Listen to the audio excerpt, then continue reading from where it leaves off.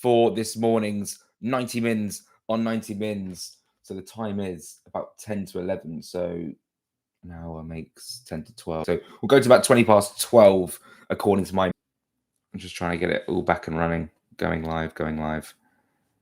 Okay. Hopefully that works. If it doesn't, please... X Live's working. Jack, not working here, I'm afraid. Okay, so let's just double check. Okay, that looks like it's working now on YouTube.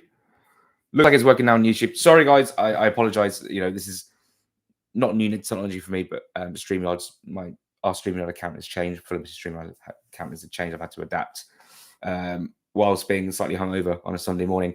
Cheers, David. Thank you for the comment. Okay, so it looks like we're all good. Let's go back. So obviously, team is unchanged. The game starts. Brentford, a lot of long throw-ins. Fulham deal with them. Deal with them very well. And in fact, that's a theme across the whole 90 minutes.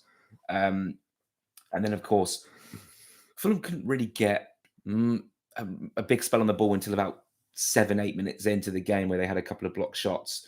Then, of course, comes the moment that sort of starts the game off really with the error from Josh King. Look, Josh King is a very young kid who is making only his sixth start, should I say now, in the Fulham side in the Premier League, because he had the game against Southampton last season. He is going to make mistakes. I think that's almost a guarantee. Oh, cheers, guys. Thank you. Good morning, Freddie. Hope you're well. I'm going to check the comments once we do the review of the game, and then we'll get into the comments. He passes without looking. It's one of those ones, I sort of see this sort of error happen almost every week in football, where you're sort of casually playing the ball, thinking you're going to go to the wide man, to the right back in this scenario. I think he was probably looking for Wilson, or he's looking for Tete. And it's not a bad pass, as in like it's not like it lacks power. It's not like he underhit it. It's like he slipped and made a mistake. But he just, Damsgaard reads the path of the ball, picks up the ball. To be fair to him, and this is the only credit I'll give Brentford in this stream, he actually did very, very well when getting the chance, because there's still quite a lot to do. And it's one of the ones where Leonard's like rooted to the spot. He sort of knows it's going bottom corner, 1-0 down, very deflating. But do you know what? It was really weird. Like in the ground, obviously you concede and you feel a little bit... Sound is awful on X. Is it? Oh, I mean, I'm connected to my mic, which should be fine. Maybe I'll move the mic a little bit closer. 1 2 1 2. Sorry about that, Dave. Let me just... I'll check it on Twitter. I know people are like, just get on with it, bro. But let me just check it, because obviously there's an audience watching. I don't want people to be... let me just check it on Twitter. Oh, I see. Am I sort of buffering a little bit? I apologize for that. The connection here says it's fine, but I'm connected to the mic. It should sound okay. It should sound okay. But if I'm jittering a little bit, that's just down to internet. But it does seem like it's okay on my end. My apologies. It's a bit breaky. Okay. Interesting. That is very interesting. I could come back, and but the internet isn't showing any signs of let off. Very interesting. I could come back, and but the internet isn't showing any signs. It sounds okay. I know what you mean. There's a couple of breakage. I actually just can't do anything about it at this moment in time, because it's not an internet thing. I think it might just be a StreamYard issue.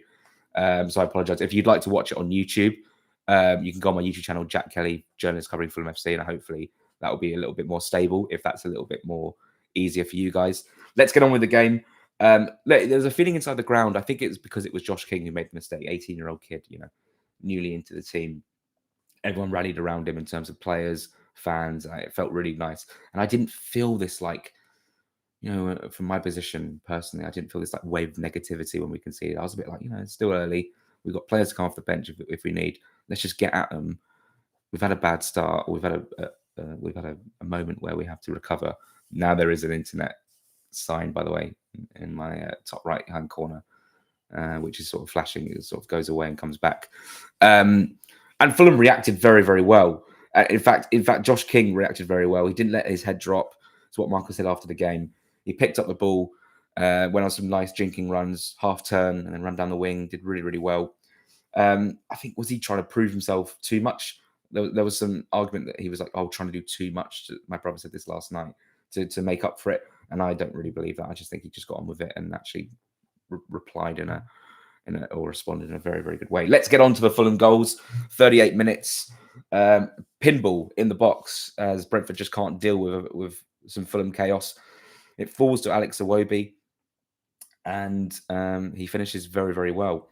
And actually, when the ball went into the net, I was like, oh, there's definitely a handball in there somewhere. I don't know whether it's a Fulham player or a Brentford player, but goal. And by the time I'd sort of finished tweeting saying, it's a goal for Fulham, blah, blah, blah, blah, I looked up thinking there's going to be a VAR check for handball. Game's played on. 1-1. Brilliant. Fantastic. And then, of course, you sort of, you're all excited that Fulham have scored. You're sort of trying to settle down. And then suddenly the ball breaks to Rodrigo Muniz. And it's sumptuous play. He finds Iwobi. And this pass, at first viewing, I was like, oh, that's like Sessegnon's pass to Kearney at Wembley, which it still probably is. It's a very good pass. But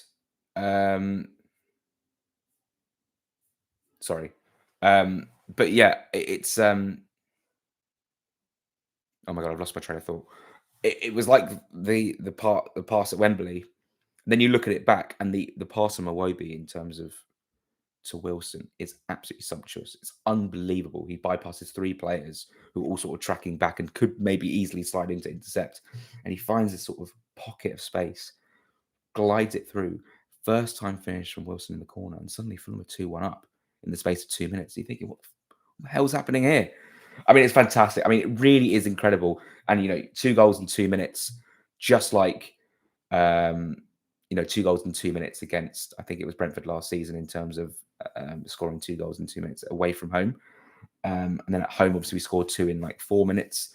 It's incredible how these patterns keep repeating themselves. And going into the break 2-1 up, which I think Fulham were pretty good value for, by the way. I think we deserved many things that happened to us last night. And I'm just so delighted. I'm absolutely so delighted. Going at the break 2-1, spirits are high, you're thinking, okay, let's go. We're 2-1 up. We're playing well. Players, and this is the most important thing for me, this is the most pleasing thing for me from last night, is that we're not having to rely on Kevin, Chukwueze, Adama, Smith Rowe, Raul, TC, all these players to come off the bench and make a difference for us. The players who have started, and for the first time this season, really, the players who have started are making the difference on the pitch. You could argue Chelsea away as well, but the goal didn't count. I can't bother to go over it again. But they're making a difference. Iwobi, who obviously there must have been loads of moans and groans that the fact he was starting over Kevin, he then goes and scores and plays fabulously. He played brilliantly. Wilson scores as well, like he always does against Brentford. Muniz was doing really, really well, because I tweeted in some point in the first half that Muniz couldn't make the ball stick at all, and then he really improved throughout the game. And we'll get onto that 4th goal in a second. So you're going at half time, you're 2-1 up. We're doing really well. We don't need to bring on subs at the moment because we're winning. And then we just start. Do you know what? It's like, I can't remember the last time we started a first half very, very fast. A second half. I can't remember the last time we started the second half in that fashion. All the games I see of Fulham, like recently, second half starts in the first 5-10 minutes. It's like a non-event. And if it's not a non-event, it's the opposing side having chances. But no, Fulham getting a 3rd goal. Thank you very much, Joachim Andersen, and thank you very much, Ethan Pinnock. Andersen with a sumptuous ping out to Ryan Sessegnon. Sessegnon takes it down and floats the ball into the box. It's one of those ones, it's not even like a dangerous ball into the box, but it's a floaty one which is causing some issues. There are 3 centre-backs in the box. I'm just trying to recall. I've seen it back like twice on Match of the Day. And Pinnock gets under it and it sort of loops in. It's not like the Goodmanson one where it hits him square in the face and flies into the back of the net. Pinnock's got time to know the flight of the ball, but I think he's just under so much pressure that he sort of just heads it into the back of his own net beyond Kelleher. Sort of loops in the way Dennis Adoy's header looped in against Derby in 2018. And Fulham were 3-1 up. And from that moment, I was like, job done. Job done. There's no way they get back into this game from here. And obviously, you don't want to tempt fate. You don't want to get ahead of yourself. I don't want to start tweeting stuff that would gonna make people say, Jack, why? Like, there's still like 40 minutes to go, whatever. Which there was, plus added time, 47 minutes to go. but Fulham were in a very commanding position. We were 3-1 up against Brentford. And it sort of came from not nowhere because Fulham were creating and they were having chances, but it went from this all sort of like moody atmosphere. We're 1-0 down, we've made a mistake, and our rivals are winning at Cottage. And it just all got turned on its head very, very quickly. Again, like it did at G-Tech last season, like it did at the Cottage. And thank God it didn't happen in the final moments of the game. So we literally had 50 minutes on the clock, 3-1 up. Then we went 4-1 up. We'll get onto that in a second. But like it was just this air of comfortability about the game. We were so comfortable. And the atmosphere was good because we were like, oh, we're 3-1 up. If they score, we're still in the lead. And, you know, we defended brilliantly. Let's get onto the 4-1 goal. Let's get onto the overall performance, the Marco reaction, then we'll get into the comments. I can see loads of comments coming through on YouTube as well. So this is really weird. So again, Muniz goes for the ball. He makes contact with Collins, who then obviously is bleeding. So there's obviously contact there. But it's not like he's gone in trying to foul his man. I think it's, you know, football's a contact sport. You're going to make contact with players. Is it the fact that Collins is bleeding? By the way, the finish from Muniz was absolutely fantastic. First time. Just absolutely magical finish. Wilson finds him and he finishes it brilliantly at the near post. Like, really good finish. I loved that goal so much. Again, it's a shame it got chalked off. I don't want to spend ages on it, but I do think there was an air of harshness about it. And at the time, I compared it to the Chelsea one, but it's not really like the Chelsea one that much. It was sort of similar in the way the players clash and Fulham go on to score, right? And it's Rodrigo. This time it was the arm. Last time it was the leg. I don't see where his arm has to go somewhere with his momentum, the way he's falling to the ground, right? Or he's coming back down to the ground or to the turf, whatever. It's unlucky that it swings in Collins' face. If it misses his face, then the goal's given. But it hits his face, and that's that. And then, of course, you know, Brentford, because of game state and because of the way football works, they had a lot of territory. Brentford, they had a lot of set pieces. Not loads, but like in terms of when they had those opportunities to put the ball in the box, which they had like 6 or 7 opportunities to do it at 3-1. We just dealt with it brilliantly. Anderson, Bassi, Sessegnon was unbelievable. Berg had such a good game. Lukic, everyone just had a top game. Everyone just had a very, very good game. Kevin came off the bench and was pretty good. I mean, it's not the cameo that we saw against Leeds, but like I said, like, you know, last week, we're not going to be seeing Kevin do magical things every single week.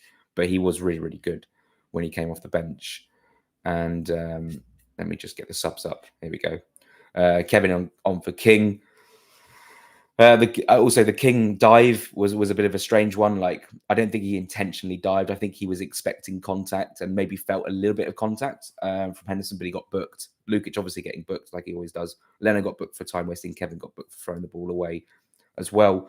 Kevin on for King. Jimenez on for Muniz. Muniz did really, really well from like the 40th minute, from like the 38th, from when Fulham scored. Muniz's confidence was well up. Smith Rowe came on for Iwobi, didn't do too much. TC came on, and Jorge Cuenca came on as well for Harry Wilson. Fabio Carvalho came on at the end as well to an almighty boo from the fans. And yeah, that is that in terms of the game. Full-time whistle went. Lots of smiles and happiness in the Craven Cottage. Marco Silva's press conference. Keith Andrews came in first. Do you know what? You know, and I've said this for a while, and obviously you can say what you like, you know, because it's the rivalry or whatever. Whenever I've been in a press conference with Thomas Frank, he's come across very, very well. First time I've covered a press conference with Keith Andrews, he came across very, very well, and he just seems like a nice guy, quite honest. Doesn't elongate his answers too much, and well, probably just didn't want to. Just wanted to get home, given it was a late kickoff. And then Marco came in, all smiles, 10-minute press conference, answering some good questions and some really good quotes from him, especially about Josh King. That was the line I went with, you know, about, you know, how he was proud of him for the way he responded, and you know, that's something that's going to happen in his career. He's going to have ups and he's going to have downs. It's just brilliant words from Marco Silva, and then that was it. Sort of packed up, finished my work, was about to go. My intention was to go home. I rang Luke, my brother, and said, you know, he picked up the phone. It sounded like he was at home. I was like, "Are you at home?" Oh no, I'm at my friend's. I was like, I could be there in 10 minutes. Went round there. We watched the rodeo. He's got one of those fire sticks, and we watched people trying to stay on the ball, like balls, as in like a cow, like a ball. It's the most crazy thing I've ever watched in my life, and it was a fun way to pass the time. Anyway, that is your review. Let's get into some of the comments. We'll start with Hugo, then we'll go over to YouTube. I know there's a few comments on YouTube. Buzzing for Iwobi, no pun intended, brilliant. And credit to Silva for stubbornly backing him despite the Kevin hype from the fans. Absolutely. He proved his worth yesterday with a good reactionary goal, a brilliant assist, and the way he rallied around Josh King after his mistake. I think fans often overlook just how important he is to the team, both on and off the pitch. And yesterday was a perfect reminder. And that's the thing, people get blinded. I was blinded all week by saying Kevin has to start, Kevin has to start. And the fans were too. And obviously, when you see a really exciting winger who does loads of tricks and flicks and creates chances, you want him to start the game, right?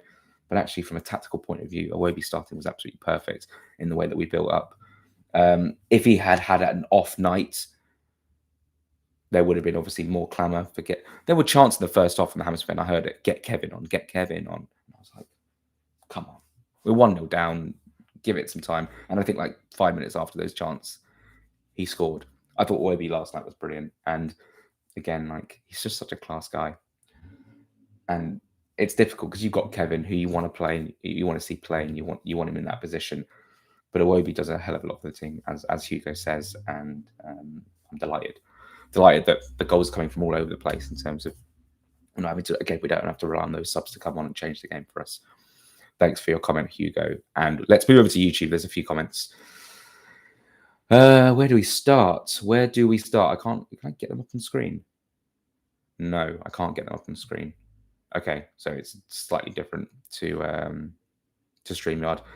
Lee Warner, currently on holiday, heading to Sydney, landed in Singapore. My brother's living in Singapore right now. Maybe you'll bump into him. Hopefully enjoy your flight. Saw we smashed the bees. Made the lack of sleep totally worthwhile. Mate, have a safe journey, and hopefully you get enough sleep to recover. It was a great night. And really, really fun. And we'll talk about consequences in a second, actually. David Lumley, last season, I thought Palace had done a great job selling Anderson back to us for a huge fee for a player on the decline. How wrong was I? He's been immense so far this season. Absolutely. This is so, fans of any club, right, are quick to react about player performance, and they compare it to transfer fee, and then they make their opinion based off performance and transfer fee, right? Players are always going to have periods where they don't play very well, and then they play very well. A career is a long spell of time where you're going to see players go through peaks and troughs of form. And Anderson started at Fulham very, very well, got injured, came back, and wasn't the same player. He was poor, and it got to the point where we're like, well, Diop is going to come in, and Diop's doing a good job. And Anderson started this season unbelievably well. I mean, even the paying outs to Sessegnon for the third goal, he did a couple more. And I'm not talking just about the crossfield balls, the defensive headers, the defensive work alongside Bassi has been absolutely stellar. And these two are looking fantastic. Now we've conceded one goal from open play, but it was a mistake. Apart from that, we just don't give away many chances. Even like last night, Sharda got in behind, but Bassi, I think Sharda got in behind like twice, and Bassi got back both times, put him under pressure. One time on the right-hand side, he got the shot away, and it sort of looped into the Hammers defender. I think it went out for a corner, or maybe it didn't even. But just, restricted them to chances, and that's all down to Calvin Bassi and Alex Joachim Anderson's brilliant work. Absolutely top stuff. Michael Friday, the filth are awful, Jack. Really awful. Game needs to be taken in context. They're going down. I was surprised that Emil Smith-Rowe didn't appear until so late in the game. We had so much of the ball. True, yeah, but I think Josh King was having a good game, obviously, after conceding the goal. And I thought Brentford were really poor. Do you know what? I actually was quite impressed with Thiago for the first half. His hold-up play was causing a bit of menace, but when you're relying on set pieces and you're relying on long throws, it doesn't get you much when nothing comes from it, right? And I just wasn't impressed at all. Obviously, they start the season 3-1 to Forest, and it was very, very funny losing that game, right? And then they lose to Sunderland, but they also beat Villa, and they draw to to Chelsea, and you're thinking, okay, not a bad start. And in fact, they played quite well against Chelsea. But the way they set up, the way they approached it, they had some decent moments in some spells, but they didn't create loads. And most of that was from, like, they didn't create loads from open play. Most of their threat was coming from set pieces. And Fulham stood up to the task. There'll be games where they get a goal from a long throw, of course, because they cause chaos. And even one was thrown in early on and almost, like, literally went all the way in and almost went under Leno's feet. He saved it. I didn't think they were great. Fulham deserved the win. Football won last night. And let's go. The Cottage Ball. Anderson has been brilliant. The first 5 games of the season looks far better than last season. Absolutely, 100% agree. Michael with another comment. First female VAR assistant for our Villa game. Mary Hinge, big up the ladies. For a second, I thought he was trying to bait me there, but I believe that could be the case. Based on your conversation on Friday with Silva, how are you feeling about him signing a new contract? This is from Evan, who one of my Patreon subscribers. Thank you so much for subscribing, Evan. It's a weird one. Like he's like bigging up the club. He's saying he's like happy to be here and he's excited about the project. Excited to be here. The quote being like, "Every day is the best day in the world managing this football club." I actually think, personal opinion, no insight whatsoever, if he's given the midfielder he wants in January, he'll sign a contract. And it might be like 1 year, might be 2 years. But I think he would sign it if he's given what he wants. He's obviously still frustrated about no midfielder, right? And that would turn any manager sort of off of the idea of signing a contract. But in my personal opinion, if we get that midfielder in January and not dilly-dally and wait for the final day and get the Yoshi hat out and all that stuff, right? I think if we identify the target or 2 targets that we want in midfield, we go in for them like early days in January. If we have the budget to do so, sign them. Marco's got a full squad that he's happy with. And you say, look, all right, we've given you what you want. Here's a contract. We would like you to stay for another 2 seasons. You know, we're on track for Europe. Right now, we're 7th in the table. We're 5 games in, right? But if the season ended today, we'd get into Europe. Obviously, it doesn't. There's still 33 games to go. But let's say we're in the European hunt. Will be January, so we'll be in the Carabao Cup, maybe semi-final, which would be fantastic. We're in the FA Cup. We've got 3 opportunities to get into Europe. Here's the contract. Please stay with us. Like, you can take us into Europe and you can get us to the next level. I think he signs. He's really happy here. His family is settled here. And he's got a very, very good squad. And obviously he signs Kevin on a 5-year deal with an option of a 6th. He'll want to see that project through for a couple of seasons for sure. Not just saying it's all about Kevin. Like there's so many players as well. He's enjoying the project of managing Josh King, Alex Iwobi, Smith Rowe, Rodrigo Muniz. Like there's so many reasons why to stay. In his eyes, he's ambitious, right? He needs the ambition to be matched by the board. Otherwise, he'll look elsewhere. And obviously, if he's out of contract at the end of the summer and he walks away, that is gutting. So we've got to do everything in our power to make him happy and keep him happy this season. And then I think he signs a new contract, in my personal opinion. What were your thoughts when Kevin got booked? I didn't even see it. I didn't even see him get booked. I only found out through the notification on my phone. I was looking down at my laptop, I think. I think he threw the ball away or something. I didn't actually see it back, but I've got the game recorded. So I might watch the whole game back at some point this week. I've got quite a few bits of football I would like to catch up on before doing that. 4 to 5 games. 4 out of 5 games. This is from Cameron. VAR has not been our favourite. So know how the season will go. I sort of understand your comment. And I understand that. There'll be a point, whether it be Villa away, Bournemouth away, Cambridge. Well, Cambridge at home is their VAR. I don't even think there is.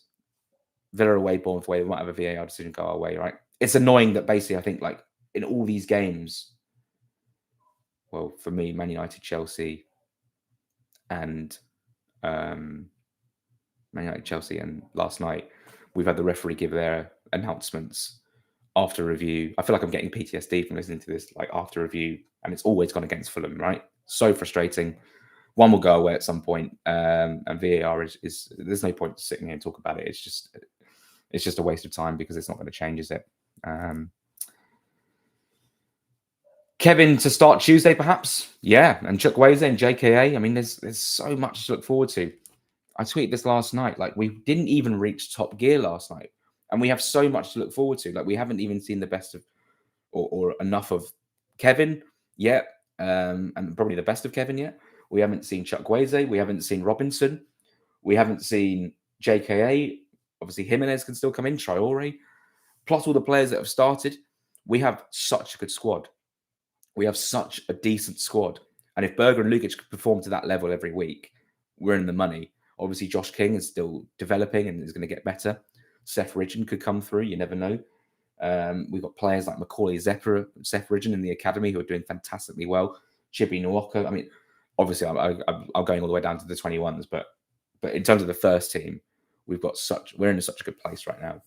And obviously, a win is going to boost all your confidence. And I can't wait to see the fruits of this team across the whole season. It's going to be fantastic. Why didn't Chukwueze play? Didn't need to come on, did he? And that's a good thing, if anything. You're probably thinking, yeah, well, we want to see him. Of course, but we've got a game on Tuesday. Hopefully he starts then, right? But we didn't need to bring him on, which is fantastic because we're not relying again on the subs. I thought the subs that came on did fine. And obviously it was good to see the subs come on when they did. But because we were in control of the game, we had not an unassailable lead, but we had a 2-goal lead. It's going to put us in a very, very good position. Freddie Cooper, hope you're doing well, mate. Silva is our best ever manager. I get Roy took us to a European final, but the football Marco provides is sensational. We should really back him all the way in order for us to win something.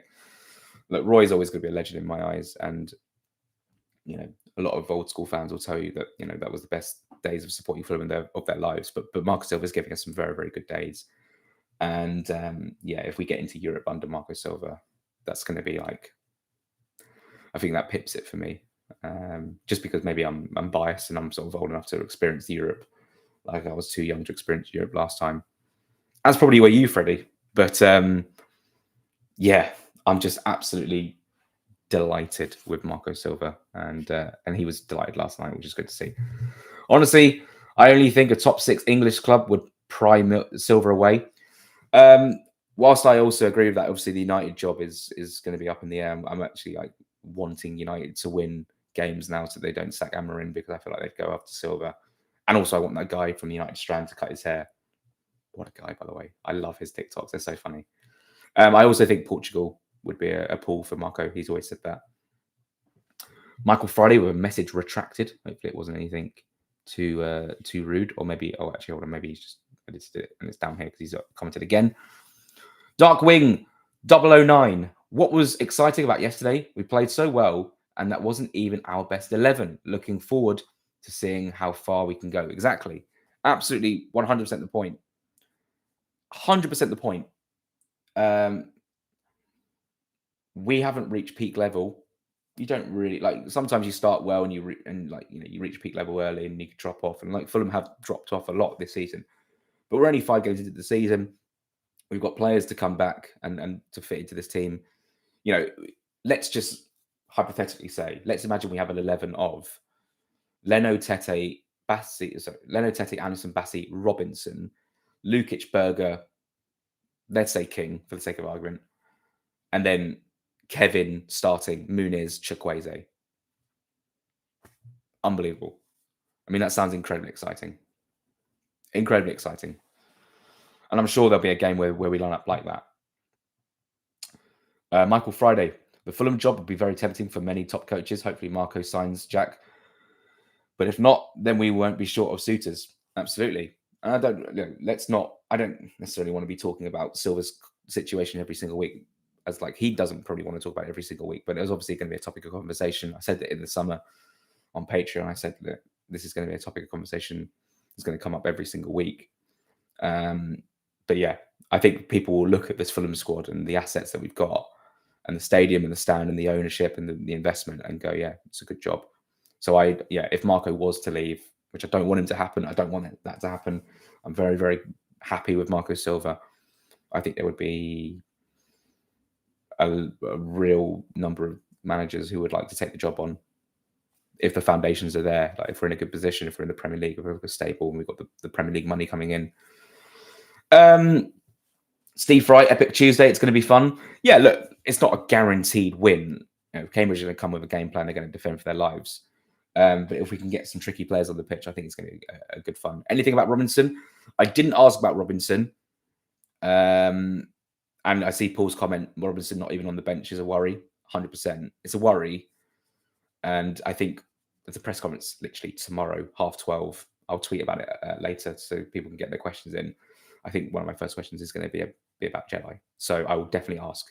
It wasn't the right time to ask him after the game yesterday. Maybe he said something to broadcast. I'm not sure. I'll have to check that.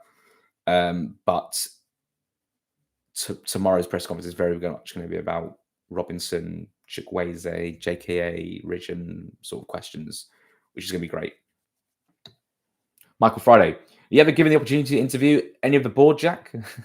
Would be interesting to hear about where we are, PSR/SCR.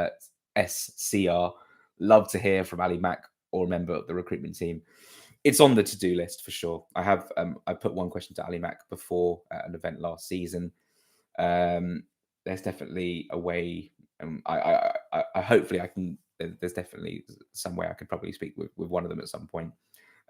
It's very much a case of trying to set that up because it's you have to ask them, to ask the club and they have to give you permission and stuff like that. So we'll see. We'll see. Morning.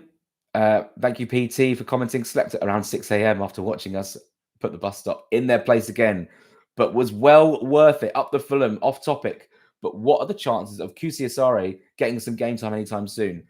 It feels like if he doesn't get game time on Tuesday, or at least isn't on the bench, that's a huge concern for me because I'm like, well, this was the game he had to play in. This is the game that he has to take part in to see what he's about. Whether he starts Jimenez or starts JKA, I would give Rodrigo completely the night off. I'd give him the night off and go prepare for Sunday against Aston Villa, which reminds me, in this time next week, we're going to be in Birmingham, which is not my favourite place to be, but hey ho, here she goes. But yeah, let's see what happens. JKA, I want him to play. I want to see him. It's a new signing. I want to see what he's about. Okay, Lee Warner, what would your 11 be for Cambridge during the week? Okay, so we'll go with Lecomte, Castagna, Cuenca Diop, or Diop Cuenca, Robinson, 100% if he's fit. If not, Sessegnon. Reed, Kearney, Reed, Kearney, Smith Rowe. Excuse me. Obviously, I would like Reed, Ridgen, Smith Rowe. I just think it'll be Reed, Kearney. Chukwueze right, JKA down the middle, and left Kevin. Por favor. That would be fantastic. I just see the comments. Funny. It's such a shame, but also to our great benefit that Bassi is so good because Cuenca would be a first choice for so many teams. He looks so classy when he plays. This is a really good point, and this is something that I've been talking to my friends about. Like every time I see them, they're like, "Oh, like Cuenca's not that good." I was like, "We talk about it. He's brilliant." It's such a shame because obviously he's a left-hand side. He's a left-footed centre back. He plays on the left-hand side of defence, but it just so happens we've got a very, very good centre back in Calvin Bassi. Cuenca was definitely unhappy about minutes last season. He came off the bench last night, which was nice to see. Hopefully, we progress in the cups to the point where he gets to play almost every game of that cup run. Like I say, he's got to play Tuesday night. He's such a good player. And the only way you could possibly have him and Bassi in the same team is if you play a 5 at the back. And that's just not we don't necessarily like to do that many times. Harry, what was Lefez like last night? Well, Kevin didn't score a hat-trick, so I didn't go to Lefez. I did go out to my friends and was out till pretty late. So I almost had the, not equivalent because I actually hate clubbing. But yeah, I certainly had a nice time and a few beers. Also, Cuenca looked good for the 10 minutes he was on. Need more minutes in his legs before AFCON. And of course, AFCON, I forgot to say, AFCON's going to be a huge opportunity for him. If he's fit, he will play in those, 6-7 games that Bassi's not here for, which is obviously going to be a huge blow for us. But I think that's going to be, if Cuenca comes out of those 7 games and impresses, there's obviously going to be an argument that Bassi doesn't get back in the team because obviously it's Cuenca's place to lose, which is obviously something that Marco sort of sticks by. So Cuenca's actually got a real chance once it hits mid-December, January, whatever, to play and then keep his place. Last comment, and I'm going to move over to Streamyard to see if there's any comments over there. So I've been on this for about 20 minutes. We have to be challenging for Europe as a minimum. We've got one of the best. Oh my God, sorry. We've got one of the. Sorry, that was really weird. We've got one of the best squads compared to the teams around us. Yeah. Well, like, did you do, all the players in pre-season, even in the pre-match program or the match day program yesterday, Wilson was speaking to the club and he said that Europe is the aim. All the players are saying it. It was the benchmark that obviously was put down by Marco Silva, at the end of the season. And hopefully we do it. Hopefully we get into Europe. I think we can. You think about it, like 9 teams in Europe in the Premier League, and the Europe. Oh my God, I'm bugging out here. The European competitions have just begun. So we've had the Champions League on Tuesday, Wednesday, Thursday last week, and then we're going to have the Europa League, which of course is then we play Villa on the Sunday. So they're going to have to play 3 days earlier. Who are they playing? Bologna at home, I believe, on Thursday. We're playing Tuesday, so we've got a couple more days rest. They're playing Europa League. They haven't scored a Premier League goal so far this season. They are in the relegation zone. They play Sunderland today at 2:00. So there's Bournemouth, Newcastle, and Sunderland, Villa as your 2 choices to watch at 2 p.m. I'm 100% watching Sunderland, Villa. 100%. And then obviously the 4:30 is going to be great. I think Fulham can go into that Villa game with we go into it with confidence. We've just beaten Brentford, right? And obviously, obviously we play Tuesday. Hopefully, we're in a position where we're into the last 16 of the Carabao as well. I really fancy us. I fancy us. I fancy Fulham to win at Villa, and we'll see what happens today with Villa. Like if they lose to Sunderland today, that is a huge concern for them. They've got some good players: Sancho, Elliott, Watkins, McGinn, Buendia, who's come back into the team. Like, let's not be around the bush. They've got a very, very good team. They just haven't clicked at all so far this season. So we'll see what happens. They've got a few injuries as well. In fact, hardly any comments from Twitter anyway. One from Philip. No better chance to beat Villa away next weekend. That's literally what we just talked about. Exactly. Sorry, I should have brought that up as we were speaking about it. There really is a good chance. I'm really excited. Really excited. Oh, a few more comments coming in from YouTube. Thank you everyone for watching. Really appreciate it. I know it's a Sunday morning. People want to have brunch. My brother's gone out for breakfast because that's what people do on a Sundays. They go for walks and they switch off, but can't switch off. Just constantly want to talk about Fulham. Don't want to throw shade, but do you think the club? Yes. Fabio Carvalho is an example of how your career can go. Do you mean like they use Fabio Carvalho as an example of how your career can go? I'll try and take that comment as like what you've said and try and work out what you actually meant, because I think there might be an error in there in terms of your spelling. Use. Okay, yeah, thank you, Caleb. Still a good player, but I'm sure he was expected to be doing better than he currently is. It's really interesting, isn't it? So, like, you've got Fabio Carvalho on the bench warming up, getting sick from the Hammersmith end. Great, right? You got Josh King, 18 years old, come through the academy, starting in the Premier League. That is a little bit of a microcosm of sort of how your career could go. I've spoken about this a lot now about Fabio, and I don't really know why I'm sort of spending time on it. I suppose it's because it's Brentford and he was sort of involved last night. When he was at Fulham, he was brilliant. Let's not get it wrong, right? Let's have it right. He was fantastic, right, in the number 10 position. And as Marco Silva has said, at the end of the season where Fulham got promoted, the position of the 10 in the Premier League in the 22-23 season was his. It was his. And they were trying to bring in Pereira to play in the 8s, right? Incredible. So we could have had a midfield of Palhinha, Pereira, Carvalho, and we ended up having Palhinha, Reed, Pereira, and it worked. It was fine. It was great. We finished top 10. He was badly advised. He almost went in January. The bright lights of Liverpool. Oh, you're going to be playing under Jurgen Klopp. You're going to be playing Champions League, blah, blah, blah. Well, you're not going to be, because look at their squad. At the time, they had a midfield of, God, I can't even remember now, like Henderson, Wijnaldum. You'd have to remind me. But they had a great midfield. They had a really good midfield. There was just no way he was getting in that team, right? Harvey Elliott was also there, of course. But he went and he played a couple of games and he scored a big goal at the last minute against Newcastle, his big moment. And inevitably, he just didn't get in the team. And he was loaned out to Leipzig, loaned out to Hull. And you're thinking, you had a place in a Premier League team with a manager who already knows your game, who's played you for a whole season. And you could have been playing Premier League football on decent wages, signing new contracts, and you've been on good wages. And instead, his market value is obviously reflected in how much Brentford paid for him, right? And Liverpool wanted to get a bit of money for him. It's a really strange situation. In my opinion, like I can't believe everything happens for a reason. Like, you know, if Carvalho stayed, maybe King wouldn't come through. Like, do you know what I mean? Like, that's actually a sliding doors moment. If Carvalho stayed at Fulham, maybe King wouldn't have got his chance in the first team that he's having now. Maybe he would have moved on. I don't know. It was like a 3-year gap between those things happening. But Carvalho should have never left Fulham. He should have trusted Silva and gone, wow, I'm number 10. I'm behind Mitrovic in the Premier League. Yeah, let's do it. Instead, he was badly advised. You know, agents only get paid when their clients make moves.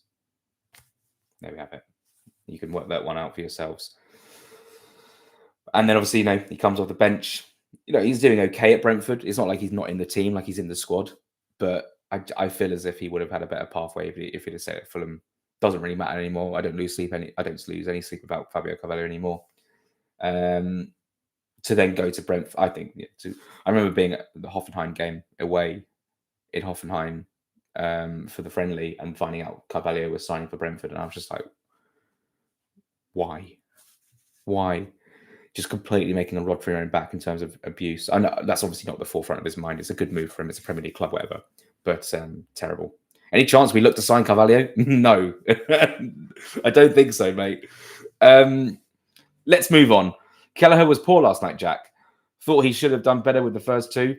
But both seemed to slip between his sausage fingers. Okay. Yeah, he wasn't great. He let one slip with Sessegnon's shot as well in the first half, and then Muniz clipped it over the bar. Look, keep out a bad game against Fulham, in my eyes. Yeah, good for us. That means we win the game. Yeah, he wasn't great. He's a good keeper, but had a bad night, and Fulham put 3 past him. So happy days. How many goals do you think all 3 of our strikers will get combined? Muniz, so i.e. Muniz 15, Rouse 7, JK 5. Okay, so I'll go. So Muniz on 2, Rouse on 1 in the cup. JK hasn't played yet. Muniz 12, Raul 8, JKA 3, which is fine because I think there'll be goals from Kevin, Chukwueze, Wilson, Iwobi, as we saw last night, Smith Rowe, King, Adama. Like, there'll be players who can score goals. TC, you know, Bassi probably get a couple. Anderson, Tete likes a goal as well. Robinson hasn't scored for Fulham, has he? Did Robinson score for Fulham? Was it like a shot that was deflected in? I can't even remember now. I'm pretty sure that there was a goal that he was very much got the shot away and it deflected. I can't remember. How many curries you got lined up this week? Going for one tonight as tradition, Sunday night. On paper, it looks like it's a snooker curry night, which is fantastic. After the 4:30, of course. Might go out for one with my grandmother this week as well. Might go out with one with my missus as well at some point this week. We'll see. My projection is 2 or 3, and that discounting any we might have in the household. So maybe 4, maybe 4. And of course, I'm in Birmingham next week as well. So they're very good for their curries. So no, I don't think I'll have time. I do not think I'll have any time. Comments are dried up. We're actually going for another hour and 20 minutes. No, not another hour and 20 minutes. That would be too long. We're going for another half an hour. No, 40 minutes. Going for another 40 minutes. Let's talk about the table, shall we? Let's talk about the table and where does it leave Fulham? You know, the guy next to me, Julian, I love him to bits, but he got up the table halfway through the game and was like, this is where Fulham are going to be if they win. And I was like, don't do that. Don't tempt fate. I'd never like looking at the live table while Fulham are playing. It really triggers me in a way that's probably a bit over dramatic. But you know, when you're just like, this is what you could have won, and then you end up dropping points, then you slide down the table and it looks really sad. But Fulham are 7th in the table. We are on 8 points.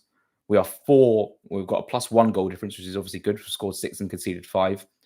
Chelsea on 8 points as well. The only other team on 8 points. They have a +5 goal difference, but they did lose yesterday to Manchester United. Fulham are like 2 points off second. Obviously, Arsenal have a game in hand. They're on 9 points as well. You know, if we were to beat Villa, we'd be up to 11 points. That would probably see us in and around about 5th or 4th in the table. And Aston Villa obviously sitting on 2 points from just 4 games. They obviously played today. Wolves, 0 points from 5. They went 1-0 up yesterday against Leeds United. And I was thinking, okay, this is the game they need to win. And they just didn't win. They lost 3-1. Conceded to Calvert-Lewin, a team we obviously played last week. Leeds weren't unbelievable, but to lose 3-1 is worrying. And Victor Pereira just signed a new contract. So they've obviously he's got the backing from the board, when really he should have probably got the sacking from the board, given they've lost all 5 of their open games. I think Potter's, from everything that I'm reading and seeing, I think Potter is going to go. I think we should talk about the other Premier League teams for a bit, for sure. Give us a bit of respite from Fulham. West Ham. So I was with my mate yesterday, went out for breakfast, and he was going to the game, the Palace game. He has a season ticket, but he was going early. I don't know if you saw the protest, but he was part of the protests against the owners. Very well orchestrated protest, by the way. That is how you do it if you want to make a statement. Fantastic stuff from West Ham. They then go on to lose against the Pride of South London, the famous Palace boys, and it leaves. You know, if they hadn't have beaten Forest, which obviously they got 3 late goals and they did very well to do that, West Ham have been shocking so far this season. Good they kept Paqueta. Good they got Bowen, Somerville, Wilson. Like, on paper, that team looks quite nice with Fernandes as well. But their midfield behind that is just non-existent. Non-existent. And yeah, West Ham are in big Michael Trubley. It is nice to see Fulham with now 2 points in a row. We're now 5 points above the relegation zone. And yeah, like, hopefully we just push on from this and we don't look over our shoulders. I think it's a good time to play Aston Villa, regardless of what's happened or whatever happens on Thursday. It's a really good time to play Aston Villa. I think Bournemouth is going to be a tricky game. They've been very good at home so far. They obviously played today. They played today against Newcastle. Bournemouth so far have beaten Wolves at home and they've beaten Brighton at home. They beat Spurs away as well and have only lost the 1 game, and that was to Liverpool. In a game where they got themselves back into it and they got pegged by 2 goals late on by Liverpool, obviously the best team in the league right now, despite performances aren't at their best. So Bournemouth's going to be very, very tricky. When we last played Bournemouth, they scored in the first minute and they were 1-0. Like, my head was absolutely on like Jupiter. I was so frustrating. Hopefully we go there and get something. A few more comments coming through. You need to plan an Xmas episode, Duke's Head, a few sharpeners, and a Q&A. Interesting you say that, Michael. Interesting you say that. There's definitely conversations I'm having with people about something like that, which sounds exciting. Hopefully we can wrap it all up and announce it soon. But again, there's a lot of conversations that still need to be. There's a lot of legwork that needs to happen before anything can go out. But yeah, certainly on the agenda for sure, something like that. Darkwing, my one complaint is whilst Lukic will get yellows due to his role, sometimes those yellows are so easily given away. Kicking the ball away, pulling a shirt in the middle, unnecessary. Okay, I get it. But like in the heat of the moment, sometimes you kick the ball away without thinking. The pulling of the shirt sometimes can be necessary when a player's on the counter-attack. It's like a good yellow to get, right? I think it happened last week against Leeds. Someone pulled back. I can't remember whose shirt it was. It might have been Sander Berger or something like that, or Sessegnon's. And yellow card was given. Or I think it was Tete, maybe. Sometimes the pulling of the shirt is very necessary if they're on the counter-attack. Look, Lukic is a good player to pick up yellow cards, right? And obviously he's going to get himself banned at some point because that's just the nature of, you know, like you say, his position is gonna get yellow cards. But that's a very nitpicking thing to say. But I can understand where you're coming from, and yeah, it's a cause for concern for sure. He's going to get loads of yellow cards this season. With Samuel Chukwueze coming in, if he comes in the team and looks amazing, will we have to pick between Wilson, new contract, or Samuel permanently? What would you do? Oh, well, you could have both. This is the thing, like, right, the Wilson situation is interesting, right? He's obviously out of contract this summer. He signed he triggered the one option. We're still talking, I spoke to him in the summer and he said they were still talking. To keep him happy, he needs to start games. We've got Samuel Chukwueze coming through as well. He's obviously on loan with an option to buy as well. I don't know what I would do. It's a really tricky one. Wilson could obviously play in the 10 as well, so there's opportunity for him to move positions. Samuel Chukwueze can play up front as well, so there's options for him to move positions. It's hard to keep everyone happy, but I think like when you ask these questions and think about these situations, like sometimes you're very much like I'm in the player's head right now and I'm thinking about him, and because players want to think about their situation. But sometimes you probably think about it as, oh, but as a team, we're doing so well. And I just want what's best for the team. And obviously, like, players will obviously look out for themselves and, like, want the best for themselves, but also they want the best for their team. I'm not thinking of it. I'm not, like, too worried where I'm analysing that situation and going, well, if Wilson doesn't start and Chukwueze starts over him, he's off. I think it's a long season where a lot of things happen. It's his place to lose because Wilson's come in and he's scored and he's started. Obviously, he scored last night. So Chukwueze's obviously got to work hard to get in the team. Let's just hope that Wilson agrees terms because he's a great option to have. There's no reason why we can't have both next season. There's no reason why we can't sign Wilson down to a 3-year deal and sign Samuel Chukwueze permanently. Those scenarios can happen, which would stand us in very good stead. But yeah, it's an interesting question. I enjoyed that one. What midfield do you think Fulham go for in January? What midfielder do you think Fulham going for in January? And which do you think, and which do you want them to go in for? Look, Hayden Hackney's always been a player that I would like to see at Fulham since he was linked in the summer. I don't know what sort of midfielder we're going to go in for. Could be one we've never heard of before. Could you imagine if Fulham go in for, this is so funny. Could you imagine if Fulham go in for Andre from Wolves? Wolves are looking beleaguered and they're looking like they're going down, and Fulham just pick up the phone and say, here's 25 million. We'd like to sign Andre. Use that money to replace him. That would be hilarious. I don't think that would necessarily happen, but Hayden Hackney for me would be quite nice. Dip into the Championship market would be fantastic, but there's definitely loads of options, and can't quite think of any at this current stage. But Hayden Hackney for me would be almost my number one choice. But the situation that Borough are in right now, they're doing very, very well. Maybe you want to stay and get promoted with them. They're still unbeaten, aren't they? Where are we? I think Fulham went a bit flat when King went off. Whether they did or whether they didn't, it's okay. We won the game. Performances are always going to drop off a little bit, but we're in a very comfortable position. Flat on the ball, maybe going forward, perhaps. But defensively, Fulham were sound last night. No, if you take away the error from King, like it's a faultless performance at the back. There was a couple of misplaced passes, and Fulham were actually quite nervous with the press from Brentford. But overall, I thought we were solid. I thought we were absolutely sound. I can understand the comment about us being flat after King went off, but we still won the game. So I'm very, very happy. My 10-year-old comes with me to all these games. He thinks this level of success at FFC is normal. Makes me laugh. Michael, I don't know how old you are, but I'm sure you've got stories of when times weren't great. Even myself, when I first started having a season ticket, first season I had a season ticket, we almost went down 07, 08.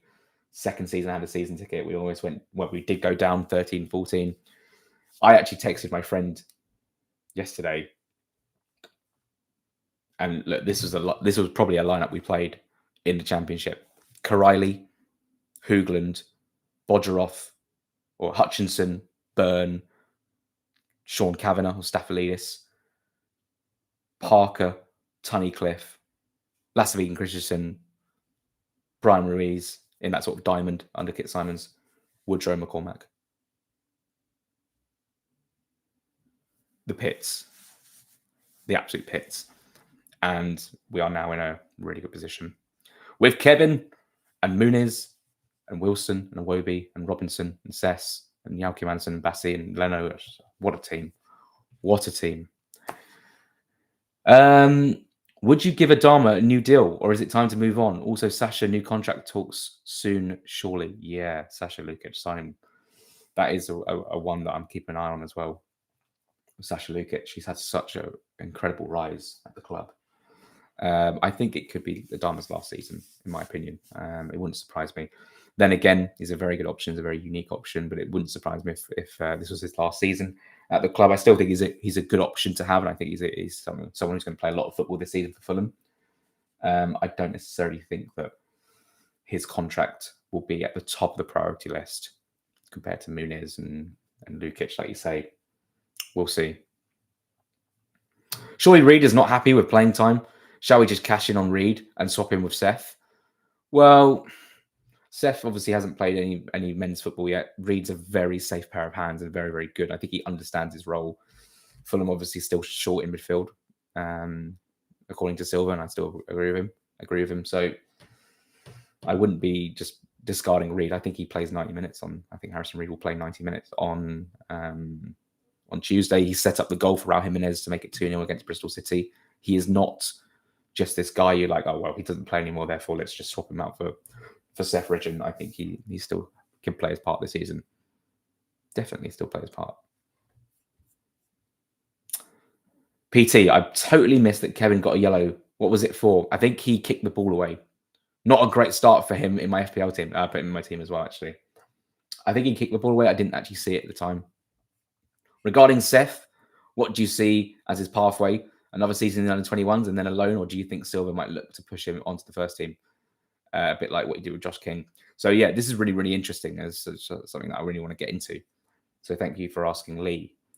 Yeah, like I asked a question, someone asked about Josh King last week. It wasn't me. It was Ian from, he's a freelancer, but Ian asked Silva about King. And he was like, it was surprising, like you didn't like look to loan him out or anything. And he's just like, no, because he's just so good that we can play in the first team. We didn't say that. That's not a direct quote, but essentially that's what he said. Like we didn't want to loan him out. We had a plan for him to be in the first team. And I think Seth is very much the same. Like you say, Lee. I mean, I watched Seth on Friday. He had about 10 shots in the whole game. It was unbelievable. He was so lively, number 10, pinging around, buzzing around, unbelievable. I do think it's going to be a case where, because they both play in the same position, it's difficult, right? And you've also got Smith Rowe, right?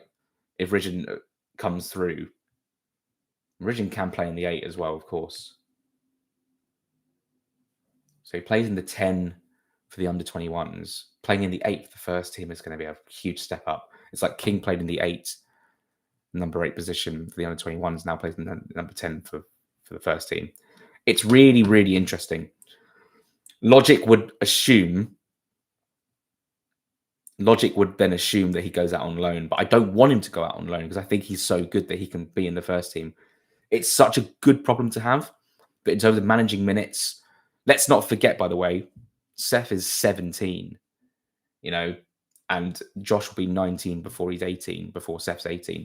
In fact, Seth has just turned 17, like literally like 2 weeks ago, or like last week. So there's still time. Give him this season in the under-21s, and I think he's happy with that. He signed a new contract, knowing that he'd be playing under-21s football.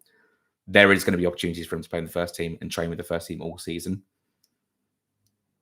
It's one to watch, and it's actually, this could be one of the most exciting periods of the club's recent history. And I said that last season, probably the season before and the season before. It's just getting better and better and better. Obviously, we're coming off a win. We're all happy. We're all dancing and want to do cartwheels and whatever. But we'll touch wood and we'll say hopefully this continues because this is really exciting. And we've got a player like Seth coming through. And like you don't even need to stop it at Seth Ridgen, Macaulay Zeppa, Chibi Nwoko, Aaron Lapolo B, Terrell Works, who's gone out to Braintree on loan. Didn't even know that. He's gone out to Braintree on loan and he's doing very, very well. Yeah, just some incredibly talented players. Eddie and Sassy as well, who won the Johnny Haynes Award on Friday, right, for the Fulham Supporters Trust. Eddie and Sassy plays in a way that's like identical to how a Silva centre-back will play. Really good on the ball, really patient on the ball, plays up in the back, strong defender. Didn't have anything to do really against West Brom, who were really, really poor. Watch out for him. Obviously, a miss has had his chance in the first team as well. He's going to come through. A misser in Sassy, Sassy's a little bit younger. Oh my word. There's so many scouts at those games as well, which worries me a lot. There's so many scouts at the under-21 games. all taking notes. And don't want anyone to get poached from the under-21s team, who are doing fabulously well so far. Jaden Quashie as well, doing really, really well. Yeah, I've gone on a bit of a tangent about the 21s, but I'm really passionate about the 21s. Been covering them now for like just over a year, and I just absolutely adore that team. And like, we lost a few players. We lost Osman, we lost Donnell, we lost Lamar Gordon, but we've landed on our feet like quite well. In fact, very well. And yeah, I'm super, super excited about the 21s. Yeah, really excited about the 21s. Let's go. Hi, Jack. Decent start to the season for us. Best is yet to come when players settle. Exactly. Brentford will be relegated. They were dreadful. Yeah, a lot of chat about... I mean, I saw a tweet from a Brentford fan last night saying, like, I never want to see Andrews manage our club again. I was like, fair enough. They were really stale. And they spent the whole game singing about Fulham. They went 1-0 up and they did their horrible songs, whatever. And then, like, we go 3-1 up. Radio silence, and they're pouring out the ground at 85 minutes. Lovely to see. Do I think they get relegated? I think there's some really poor teams in the Premier League this season, isn't there? Brentford being one of them. Wolves, Villa obviously haven't got going yet. West Ham are an absolute train wreck. And then you know Burnley, who obviously drew yesterday with Forest. I wouldn't, they're not brilliant. Leeds obviously won, but they're still a team newly promoted. And then you look at Sunderland, who have started very well. Everton have kicked on a little bit as well, despite defeat yesterday. Really interesting to see. Let's just hope that Fulham aren't part of that conversation. It's really hard to call the relegation right now. It's really hard to call it. So yeah, thank you for the comment. At the end of these press conferences, when Marco, do you ever get to chat with him on stuff that's totally off the record? No, not really. He just sort of leaves the room. I think one of the times, Christmas Eve, we had a Christmas Eve press conference ahead of the Palace game after the World Cup, the one we won 3-0. And before the press conference, he went around the room and shook everyone's hand. Or maybe after the press conference, actually, went round, shook everyone's hand and wished them a Merry Christmas, which is lovely. Nice touch. And yeah, just really nice. I really enjoy the rapport me and Marco have, or supposedly have. And it's quite a pinch me sort of situation to be in, to be fair. And I'll never ever take it for granted, and I'm looking forward to it more tomorrow, and we'll see what happens at the press conference tomorrow. But yeah, really like it, and just an insane position to be in, really. Thoughts on Pinnock showing his son how to score at the hammy end? Yeah, it was the first thing I thought of as soon as Pinnock scored. I was like, his son plays for Fulham, perfect. Such a weird moment, because like, from the Hammersmith end, by the way, the Hammersmith end was all standing yesterday. I didn't even realise that until after the game, until my brother said it to me. It was obviously in the Hammersmith end. But the Pinnock goal is really weird, because I feel like, because it's an own goal, and it's quite obviously an own goal, there's not as much like jubilation when the goal goes in. I think there is from the Hammersmith end for sure. But when I was from where I was sat, it was more of a case of a little bit more low-key celebrations. But Fulham in a commanding position. Then Muniz scoring obviously was fantastic, and despite being chalked off, like, the limbs were very, very good for that. Hammersmith was on fire yesterday. Like, that's a proper good night of Hammersmith. Hammersmith standing up. I hear the Riverside were giving it as well, which is fantastic to see. Do you think the rivalry with Brentford is starting to be noticed or appreciated more as a solid rivalry? Really interesting question, because I had someone from BN Sports talk to me in the press room yesterday about the rivalry between Fulham and Brentford. And in fact, TalkSport, I was on TalkSport on Friday night talking about this as well. It's a prominent rivalry. Like, you know, if you're in West London, you know the rivalry. But I feel like I saw a tweet from Footy Accumulators, a page I don't really necessarily like, but they put it out on Friday saying, don't want to be rude, but Fulham v Brentford on a Saturday at 8 p.m. is such a stinker of a game, or something like that. Watch it be like 3-3 now or something. Now I've said that, and I was just like, just grow up. It's going to be a good game. It's going to be a good rivalry. It was a great game. It was a good game of football yesterday, by the way. It was a great game of football. I think the rivalry is people are aware of it. The fact that Sky have picked it 2 years in a row at the Cottage for Monday Night Football and Saturday Night Football.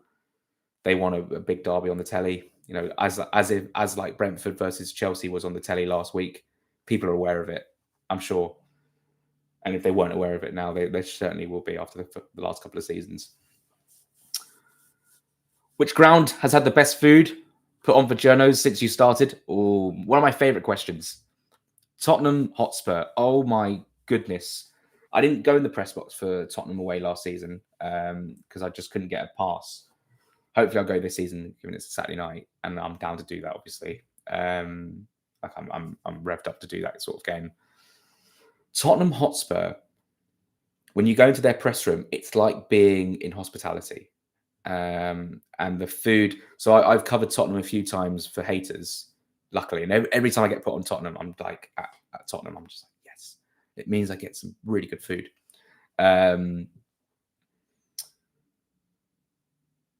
We have like a roast dinner. It's like a roast dinner every time. And they like cut the meat for you and like give you the potatoes and the gravy and the veg. I'm just like, in absolute heaven. I think there's a cheese board that comes out. Dessert options as well. Haven't been to Spurs for ages. I've covered Fulham Spurs once. Yeah, where we lost 2-1. Mitrovic scored in the first season up. And I've been to Spurs Stadium about 4 or 5 times now in press box, 3 or 4 times. Fantastic experience. Worst food, Man United. Oh my word. Man United just don't put on very good food at all. City's very good. Liverpool was very mid. Arsenal's very, very good. Fulham's is decent. I like Fulham's a lot. Yesterday was chili con carne. And yeah, let's move on. I don't want to talk about food the whole time. I am very hungry, to be fair. Thought we dealt with their long throws really well. Absolutely. Brentford felt like a team that relies on those secret weapons too much, and we nullified them well. Exactly. When a team defends set pieces and long throws very well against Brentford, they're not going to have anything else. Sharda was dangerous, right? His pace was decent. And I actually think that 2 up top can work. Big bustling striker in Thiago playing off to Sharda who can run onto balls. It works, right? At times. It worked against Chelsea in terms of the goal they scored. With obviously Henderson finding Sharda who peeled off tossing. But yeah, last night they were pretty poor in that position. Let me just go back to Streamline and see if I've got any more comments. Oh, I do. Okay. Let's just look at these comments. Top of the Hammersmith was buzzing last night. What a night. Good. That's where my brother was. He said it was really good. Opinions on Terrell Works doing well on loan. Really happy for him. I didn't even know he'd gone out on loan. It was announced last week on the website. I didn't even catch it until yesterday at the pub. I spoke to someone at the club about it yesterday and was like, yeah, this is great to see. He scored 2 goals last week. I think he scored 1 yesterday. And yeah, good to see Works get a loan as well, because he's one that could definitely break through as well. Do you reckon Chukwueze and Kevin start against Cambridge? Yes, hopefully. I know they chalked it, but Muniz finish was ridiculous. Sneds, it was so good. First time on the half volley near post. And the Hammersmith end went mental. Really sad that one got chalked off. The fact we both have done well last couple of years has definitely made it bigger. We have both done well last couple of years. Definitely made it bigger. Oh, Brentford rivalry. Absolutely. 100%. The better the teams do, the more prominent the rivalry is. Thank you for your comments, guys. We only lost to a poor Chelsea via official involvement. Exactly. We can push for top 8. I believe so. Well, there's the badge. If or when Marco signs, do you think as a fan base we should get? Hold on. If or when Marco signs, do you think as a fan base we should all just be quiet and accept the transfer approach because it seems to kind of work, and he may feel the same if he signs? Marco doesn't like the transfer approach in terms of deadline day for sure, because he flat out said it. He said he doesn't like the miracle of deadline day or whatever. He doesn't like having to rely on miracles and whatever. And that's the thing, a part of his negotiation is a contract, because I'm sure they'll be talking. In fact, he confirmed they are talking, or they have had conversations, or they will have conversations, right? He'll probably say to them, look, I know you're ambitious. I know you've put money in the club, but you cannot leave everything to the last minute, because we then leave ourselves short in certain positions. We don't start the season in the right way because the players haven't had a pre-season to embed their ideas. Embed their fitness into the squad and get hold of the philosophy. which is why like it's frustrating. We're 5 games into the season, we haven't seen Chukwueze or JKA play yet because they came in so late. Obviously, Kevin's hit the ground running. That's good to see. And that's obviously, again, it's an issue. If you ask Marco Silva about this morning, he would say, yeah, like that's an issue. That's why we need to sign players quicker. He made a huge point of it in the summer. I don't think he's going to ever accept the transfer policy and the way we do business, because it's no manager would, if you know what I mean. No manager would accept that because they want players in for pre-season, right? So there'll have to be some like level of compromise from the board where they go, look, we want you to stay. We're desperate for you to stay. You've brought so much success to the club. And he says, well, get me in the players I want earlier, whether you're having to pay a little bit more. That's just part and parcel of football, right? So I can have them for pre-season. We can start the season even better. That's my thoughts on it. And obviously I think that will be Marco's thoughts on it. And hopefully they will come to an agreement where they sign a new contract, but hopefully that's reflected in the fact that the transfer strategy, which of course will probably still rumble onto deadline day because that's how Fulham do business. But there is some wiggle room where Fulham sign players earlier on in the window. That is my thoughts. Fulham back into business. Absolutely, Daryl. Good to see you, mate. Every summer, Jedi is touted about in the press, but we are in a strong position contract-wise. Do you see him going anytime soon? If so, do you think Cess would be the natural successor, or we'd look at bringing in someone new in? Yeah, good question. I think naturally you want 2 players per position. So it would leave us with just Cess. We'd obviously have to get someone else in. The Jedi situation is really interesting because if he hadn't have had surgery, or if he hadn't needed surgery this summer, would Liverpool have signed him over Kirkes? Liverpool went straight in for Kirkes, no messing about, as soon as the season finished. Would Robinson have been on that list as well? Would Robinson have been on anyone's list? Probably a few other teams would have been interested. He's such a good player. The surgery for Robinson, the fact we were able to keep him because he wasn't fit, played into our hands beautifully. Played into our hands quite beautifully. It's obviously annoying we haven't seen him play yet really much this season. Wasn't in the squad yesterday. But it has benefited us. It means we get at least another season of Robinson. Like you say, I think he said 5-year deal 2 years ago. So he's got like 3 years left on his deal. Strong position, high resale value. But his age is obviously an issue for clubs. Maybe that's why they went for Kirk. Maybe if Robinson was fit, maybe they would have gone for Kirkes anyway, Liverpool, because they saw the age gap. And they've gone, well, Robinson's 28. We sign him on a 3-4-year deal. There's no resale value, which is obviously the way clubs look at a business in terms of buying players. We're in a strong position in his contract situation and his age. And if we get into Europe, and I know, let's not get ahead of ourselves. We're 5 games into the season. We're 7th in the table. We're talking about Europe because it's the aim, right? If we get into Europe, then surely he's part of that European journey. Like, he'd be playing European football. That's where you want to be. We're in a good position with Jedi. I'm not too stressed about it, actually, compared to other players. And yeah, I'm just, as you can tell, I'm in a fantastic mood. I hope everyone else is as well. Akin with a question. Marco is so thorough with his preparations. I feel confident playing any club. The best piece of business we can do is getting him on a new contract. Absolutely. He is just brilliant, isn't he? And yeah, you can say what you like about, oh, well, you should have started Kevin. Well, actually, no, you were all proved wrong last night. And I was proved wrong last night when I said we should have started Kevin all week. I said it all week. We've got to start Kevin. Even made a TikTok about it. Just out of the blue. I was just like, we have to start Kevin. I can't stop thinking about Kevin. And he didn't. And it worked. Iwobi scored. Kevin came on, did okay. And yeah, how wrong are we? It just proves that Marco sees these players every single day of his job. This is his job. We're just fans who want certain things because we think certain things will work. Marco knows this team inside out, upside down. So every time I see a lineup and it's not what I thought it was, or it wasn't what I wanted it to be, I'm like, well, I trust Marco Silva anyway. And usually it works. And it did last night. We're obviously riding a bit of a crest of a wave because it obviously worked last night. We're feeling a little bit gleeful. There'll be days where it doesn't work. And we have to rely on the subs like we have had this season. But yeah, I'm really excited. Really excited about this Fulham team.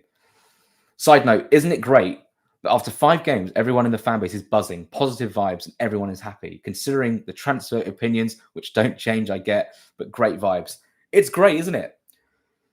And even, I think, the feeling after the Chelsea game was, it wasn't like we were crap, we were shit, and that's why we lost. It was, we played really well and we were hard done by.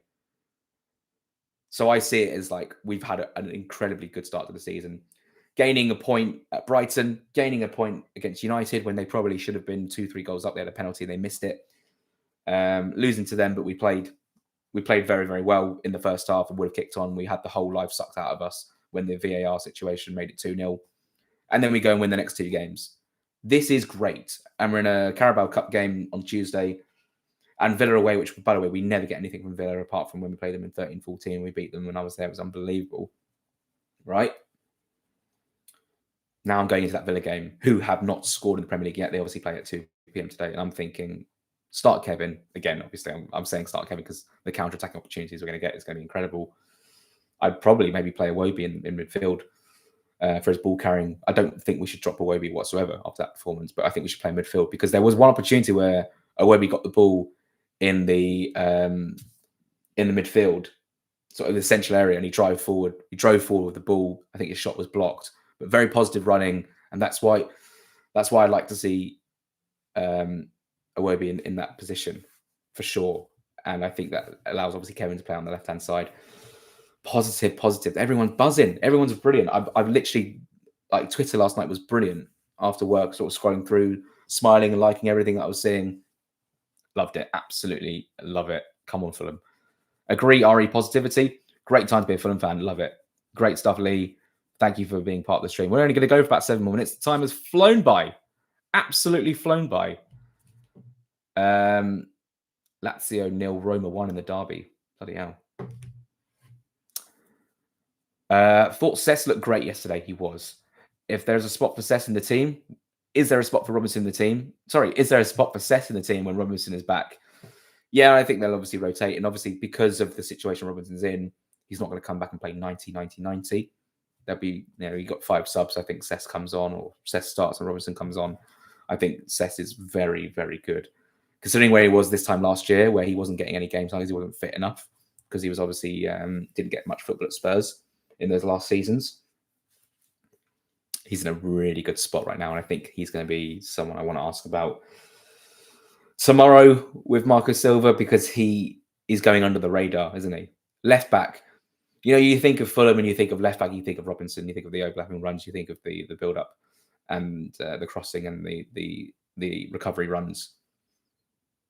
It was like we didn't even need Robinson last night. It was absolutely perfect. Ryan Sessegnon put in the cross that led to the goal, the third goal, which is absolutely brilliant. I'm absolutely this team is incredible. And again, that development from this time last season, obviously it's down to Cess and his work rate, but who also is it down to? Marco Silva. Case in point. Absolutely unbelievable. Side note, Forest have had real nerve. Oh, wait. Forest had some real nerve thinking they were in with a chance of grabbing Silva. Utter nonsense. Don't know if you heard that, lol. It came from Footy Insider, who for me is like the pits of like sources when it comes to rumours. They identified Ange. They wanted Ange. I think they probably wanted Ange before the season started. When the whole thing about the Nuno stuff started to come to, the stories started to come out, I think they would have called Ange 2-3 weeks before they sacked Nuno and lined him up, because it was so quick, that transition. It was so quick. And I think the certain signings that they made as well. There was one signing that was definitely like an Ange signing. I can't remember who it was now. Douglas Luiz, was it? Not saying it was an Ange signing, but it was a signing that there was a couple of signings that Forest made that Nuno didn't want. Hence, Amari Hutchinson's not in the Europa League squad. What a joke, by the way. And I've lost my train of thought. And yeah, I actually think that obviously Marinakis falling out with Nuno and then Ange coming in, I think, in terms of Marco Silva, they weren't going to get him. They weren't going to get him. Last couple of comments, and then we're gonna wrap up. Okay, let's just go. Oh God, there's actually quite a lot of comments on X. Let's do that first. I'd be happy with the deadline day approach if we at least sign a few players throughout the window. 100% agree, because deadline day was so fun. I'd like to do it again. Iwobi allowed Cesc so much forward play last night. Absolutely. Absolutely. I think they linked up really well. That left-hand side is looking really good. Iwobi, Cesc, Robinson, Kevin, Robinson, Iwobi, Cesc, Kevin. I mean, you think of all the combinations. It's absolute scenes. It's absolute scenes. Oh, thank you very much, mate, for reposting. Just think of the depth on our left-hand side right now. Oh, yeah. I mean, honestly, it's absolutely fantastic. Absolutely majestic. Let's hope we stay injury-free. That is obviously a huge point to make. We've got to stay injury-free. If Sunderland can upset Villa today, Fulham can get something at Villa. Yeah, and then they play Thursday as well against Bologna, which won't be easy. The pressure is ramping up on Unai Emery. That is why I'm not forcing you, but if you're going to be watching the 2 o'clock today, you need to be watching Aston Villa, see what they're about. Sancho, dangerous player. Elliott, dangerous player. They've got a good squad. Let's not beat around the bush. They just have a terrible start. One winner, I think Villa started flying again, which is scary, and I don't want that to happen. I don't want to be in a scenario where Villa are still looking for their first Premier League goal and they're playing Fulham at home. That is horrible and scary. If we can sign Muniz on a new contract, Wilson and Silva to contract. Oh, yeah. If we can sign Muniz, Wilson and Silva to the contracts, then this season could be one to remember. Exciting times up at Fulham. And I think we'll end it there. Absolutely. Let's do that. Muniz seems like it's close, according to Silva, saying that hopefully we can bring you news soon. That's a quote. Silva himself said there's obviously going to be talks. He doesn't want it to be a distraction. I think there will be talks behind the scenes. They'll be absolutely desperate to sign down to a new contract. Absolutely desperate. And I think, once the dust settles after the annoyance of not having a midfielder, et cetera, and January rolls around, maybe we're in a stronger negotiation position for Silva to sign a contract. And obviously Wilson playing his part as well. Hopefully he signs a new deal. Fulham 3, Brentford 1. Fulham 3, Brentford 1. Bragging rights to Fulham. 3 wins in a row against Brentford, all from a goal behind as well. We went 2-1 down to them, didn't we? At the G-Tech, and then came back to win 3-2. We went 1-0 up, to be fair. And then we won last night, and we won at the Cottage as well. They were singing Hey Jude. They were singing Bees Up Fulham Down for a bit and whatever. Bro. On loan from Fulham, Marcelo Trotter has a penalty to take them into the Championship. My stomach's rumbling. Misses. Doncaster go down the other end. Score. Brentford don't go up. Doncaster go up. Brentford losing the playoff final against Yeovil. Fun. Absolutely brilliant. Thank you so much for watching. This has been really, really fun. This has flown by. If you've watched and enjoyed, please subscribe to the YouTube channel. Subscribe to Patreon, £5 a month for daily. No, not daily film content. Well, it sort of is. There's always a bit of something going up on Patreon, but there's a lot of content under there. Got 3 new subscribers in yesterday, which is fantastic to see, and I'm really, really grateful. Thank you so much for everyone for watching. This has been really good fun. Thank you so much. Take care, guys. We'll be back again soon. I won't do a 90 after 90 on Wednesday morning because it's the cut. Or maybe we will, actually. I don't know. We'll see. Take care and come on, Fulham.